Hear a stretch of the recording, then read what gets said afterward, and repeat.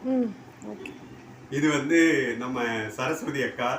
நான் சாலிகிராமத்தில் வந்து ரொம்ப மிஸ் பண்ணுறேன் அப்படின்னா ஏற்கனவே சொன்ன மாதிரி நாசரு, சரஸ்வதி அக்கா, எங்கள் வீட்டில் உதவியாளராக இருந்த மல்லிகாம்மா, இங்கே இருக்கக்கூடிய கோவில்கள்.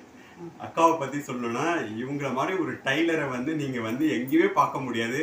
நான் ஒரு தடவையும் சொல்லுவேன், அக்கா இந்த கலை வந்து உங்களோட முடிஞ்சு போயிடக்கூடாது, அடுத்த தலைமுறைக்கு சொல்லித்தாங்க அப்படின்னு சொல்லுவேன். அவங்க ஒரு முறை தைச்சாங்கன்னா அதுக்கப்புறம் அதில் கையே வைக்க வேணாம், அவ்வளோ பர்ஃபெக்டாக இருக்கும். இந்த மாதிரி ஒரு எக்ஸ்பீரியன்ஸ் டைலரை நீங்கள் பார்க்கவே முடியாது. ரெண்டாவது, எங்கள் அப்பா வந்து எனக்கு ட்ரெஸ்ஸே எடுத்து கொடுக்க மாட்டாரு, எங்கள் அண்ணனுங்களோட ட்ரெஸ் தான். நீங்கள் பார்த்தீங்கன்னா அந்த 2020 வந்து நான் என்னை வெளிப்படுத்தும் போது கொடுத்த இன்டர்வியூஸ்லாம் உள்ளார வந்து ஒரு ஸ்லீவ்லெஸ் மாதிரி போட்டு மேலே ஒரு ஜர்க்கி மாதிரி போட்டிருப்பா. அது ஜர்க்கினே கிடையாது. என்னோட எல்லா பழைய சட்டையும் என்னால் போட முடியாமல் அளவு பெருசான சின்னதான சட்டை எல்லாத்தையும் அழகாக கட் பண்ணி அதை ஒரு ஜர்க்கி மாதிரி பண்ணி, அக்கா வந்து ஆல்டேஷன்லேயும் கிங்கு.